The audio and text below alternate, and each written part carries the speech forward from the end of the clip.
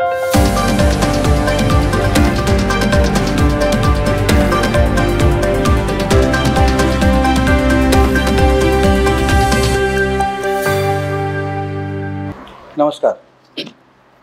मी वक्ता नाही, की खूप अभ्यासू असायलाही काही भाग नाही आणि ज्ञानविद्याच्या कार्यक्रमात मी केवळ दुसऱ्यांदा येतो आहे, पण अर्थात दिलीपजींचा परिचय पहिलेपासून आहे.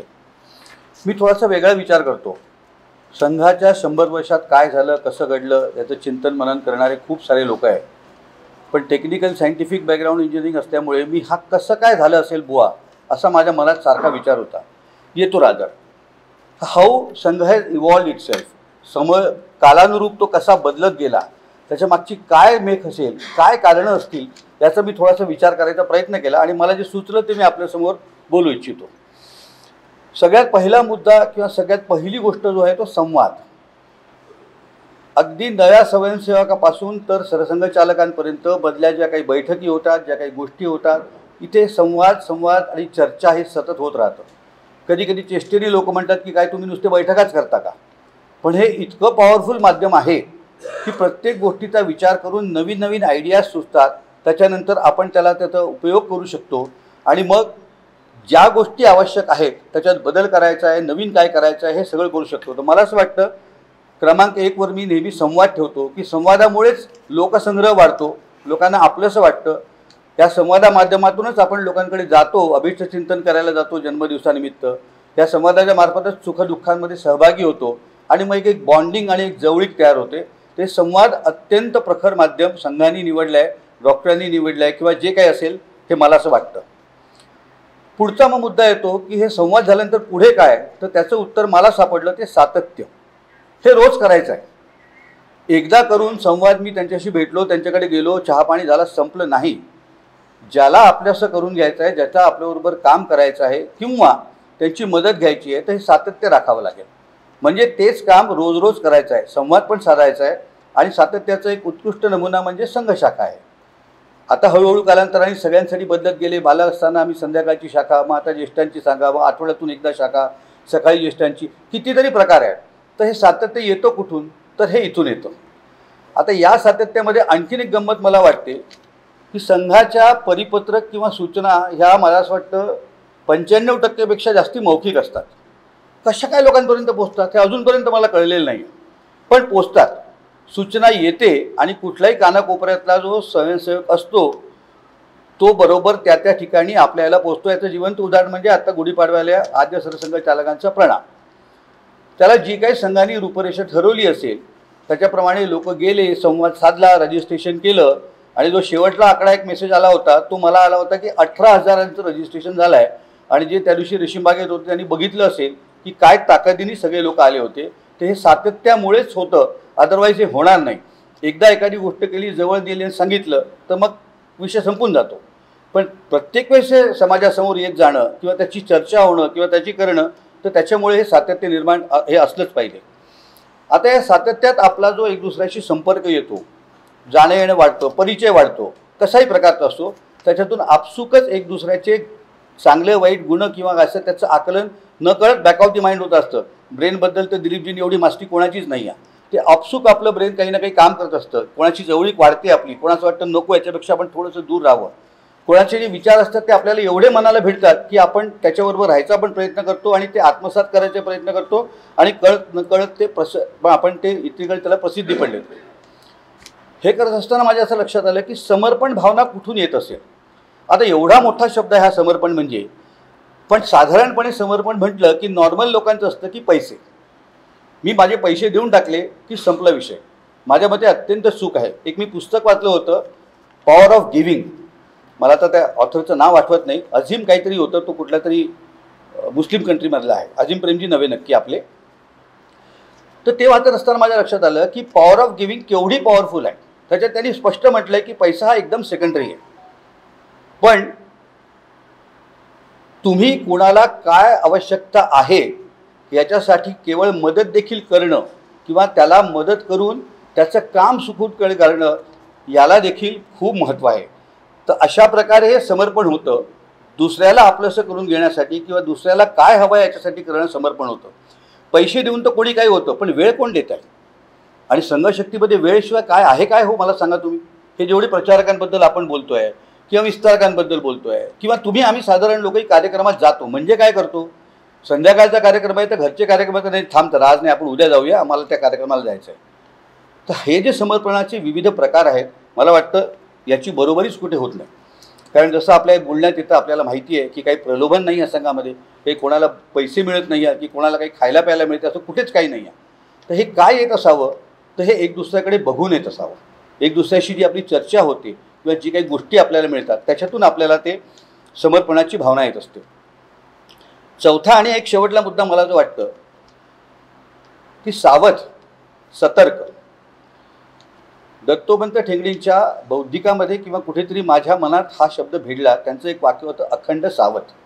तर मला सांगा आजपासून 40-45 वर्षापूर्वी दत्तोपंतांनी हे वाक्य म्हटलं असेल अखंड सावध. आज काय हो, तेव्हा ना सोशल मीडिया होता ना काहीच नव्हतं. आज तुम्हाला आम्हाला एक्स्ट्रा ऑर्डिनरीली अखंड सावध राहायची वेळ आलेली आहे. आजूबाजूला सोशल मीडियात काय चालतं आहे, बाजूला काय होतं आहे, कुठे काय होतं आहे काही कळेनासं झालं आहे. राष्ट्रीय आंतरराष्ट्रीय पटलावरती आडव्या तिडव्या गोष्टी सतत घडत राहतात. तर एक नागरिक म्हणून आपल्याला या सगळ्या घडामोडी माहिती असल्या पाहिजे. म्हणून अखंड सावध असणं अत्यंत गरजेचं आहे. अखंड सावध असल्यामुळे तुम्ही त्याची आपली तयारी करू शकता. कुठल्याही गोष्टीची आपले विचार व्यक्त करताना थोडीशी काळजी बाळगू शकता. आपण मध्ये डिजिटल अरेस्ट ऐकलं, मध्येच कुठेतरी दुसरे फ्रॉड ऐकले, तर तेव्हा जे अखंड सावध सांगितलेलं आहे ते किती खरं होतं हे आज मला व्यक्तिशः पटायला लागलं आहे की माणसाने सतर्क असलंच पाहिजे, अखंड सावध असलंच पाहिजे. आजूबाजूला काय होतं आहे, माझ्या देशासाठी काय होतं आहे, समाजासाठी काय होतं, या सगळ्या गोष्टी असल्या पाहिजे. हे जे मी 3-4 तुम्हाला सांगितले संवाद, सातत्य, समर्पण, सावध, अखंड सावध, ह्याच्याबरोबर सेल्फ मोटिवेशन कसं होत असावं. स्वयंसेवकाचं म्हणा किंवा कशाचं कौतुकाची थाप तर कधी ना कधी अधिकारी किंवा कोणीतरी देतच आपल्याला, वादच नाही. पण सेल्फ मोटिवेटिंग फॅक्टर काय असावा, तो जो निदान शाखेत जातो, रोज नसेल जात, अधेमध्ये जात असेल आणि जो संघाची प्रार्थना म्हणतो. कित्येकदा शब्द पण समजत नसतील कदाचित, हे पण मी मान्य करतो. पण मी खूपच नशीबवान आहे, पंडित नरहर भिडेंजींनी ज्यांनी ही संघाची प्रार्थना लिहिली आहे त्यांचं एक छोटंसं पुस्तक, त्यांचं छोटंसं चरित्र दादासाहेब वर्णेकरांच्या आशीर्वादाने मला करायला मिळालं. हे आजपासून 25-30 वर्षापूर्वीची गोष्ट सांगतो. तेव्हा मला कळलं की या प्रार्थनेमध्ये ही एक मंत्रशक्तीसारखं आहे. ज्या पद्धतीने उच्चारण केलं जातं, नुसतं ऐका बघा किती गोड वाटतं आपल्याला, तर ती एक पॉवर मला वाटतं आपल्याला मिळते या संघाच्या प्रार्थनेतून. तर हे कसं आहे, समीकरण जे बनतं ना ते सेल्फ इव्हॉल्विंग ॲटोमॅटिकली होत गेलं, कालानुरूप बदलत गेले. कसं करायचं आहे, लोकांना कसं आकृष्ट करायचं आहे, लोकांना काय हवं आहे ते पाहिजे. जसं आत्ता माझ्या पहिलेच्या व्यक्त्यांनी पण खूप चांगलं सांगितलं, माझं काम थोडं सोपं केलं की कसं ते संस्कार भारतीच्या माध्यमातून आपले संस्कार लोकांपर्यंत पोहोचवत आहेत, कुठल्या वस्त्यांमध्ये जात आहेत, सेवा वस्तीतले लोक जाऊन आपलंसं कसं करतायत. कोविड काळाचं उदाहरण घ्या, काय अप्रतिम सेवा केली. मी फक्त नागपूरचं बोलत आहे, बाकी देशाविदेशाचं जगातलं बोलतच नाही आहे.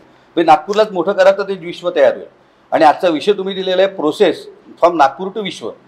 तर एक छोट्याशा नागपूरमध्ये उगम पावलेला हा संघ आज किती मोठा झाला आहे. त्या सगळ्या कारणांचं तिथे जे एकत्रीकरण झालं आहे त्याच्यामुळे विचारशक्ती वाढलेली आहे, बघण्याचा दृष्टिकोन एकदम व्यापक झालेला आहे. आणि म्हणून कोणतंही क्षेत्र असो त्या प्रत्येक क्षेत्रामध्ये संघाशी संबंधित एक ना एक माणूस असतो असा माझा आताचा अनुभव आहे. कारण मी भारतभर प्रवास करत असतो, जे काही दायित्व माझ्याकडे आहे त्याच्यामुळे. तर जाणवतं कोणाला फॅशन पण आहे, मी संघाचा किंवा मी अमक्याचा हे पण मी मान्य करतो, परंतु कितीतरी लोक असे चांगले आहेत की ज्यांना जेन्युअनली मनापासून वाटतं. एक छोटंसं उदाहरण देतो, अगदी ज्वलंत आत्ता 8-10-15 दिवसापूर्वी घडलेलं. राजभवन मुंबईला आपले उपराष्ट्रपती माननीय जगदीशजी धनखड आले होते. त्यांच्याबरोबर तिथल्या काही संघ अधिकाऱ्यांची भेट ठरली होती. वेळेचं गणित थोडंसं चुकलं, पण जाता जाता बोलता बोलता सवलं त्यांची भेट झाली. तेव्हा धनखडांनी बोलता बोलता काय म्हटलं की अरे त्या कार्यक्रमाला मी 5 मिनिटं उशिरा जाईन, पण संघाच्या अधिकाऱ्यांना पहिले बोलीन, कारण आता भारतामध्ये फक्त संघच काम करतोय आणि संघच एक आशा आहे. हे उपराष्ट्रपतींनी खाजगीत म्हटलं.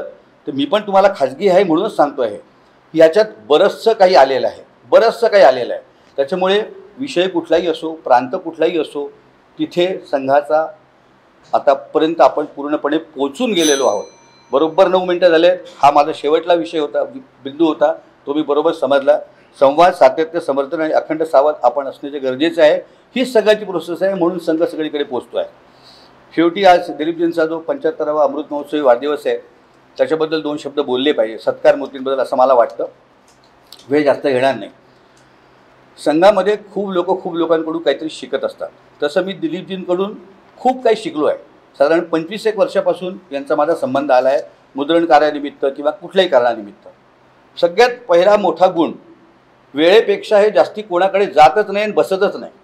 टाईम टेबल बिलकुल फिक्स्ड असावा त्यांचा. 10 वाजता निघाले, मला 5-10 कामं करायचे, 11:30 वाजता मला घरी परत यायचं आहे. हे मी आपसूक यांच्याकडून शिकलो. त्याचा मला फायदा होतो. मी कुणालाही अपॉइंटमेंट मागितली कुठल्याही मंत्र्याला तर मला 100% मिळते, कारण त्यांना माहिती आहे की 10 मिनिटाच्या नंतर 11वा मिनिट बसणार नाही. हा फार मोठा एक गुण त्यांच्याकडून मला शिकायला मिळाला. त्याच्याबद्दल धन्यवाद. दुसरा, आपण जगाची चिंता करायची नाही. आपल्या मनाला आपल्याला जे चांगलं वाटतं आहे, जे सत्कारण आहे, ते आपण सतत करत राहायचं, इकडे तिकडे बघायचं नाही. आणि त्याच्यामुळेच हे ज्ञानयोद्धाची ही मालिका 57 वर्षापासून सतत सुरू आहे. पुढेही सुरू राहो. आपण शतायुषी हो, आपले आशीर्वाद मिळत राहो आणि या ज्ञानयोद्ध्यामार्फत सतत आपल्याकडे असेच काहीतरी नवीन विचार यावे. खूप खूप धन्यवाद. नमस्कार.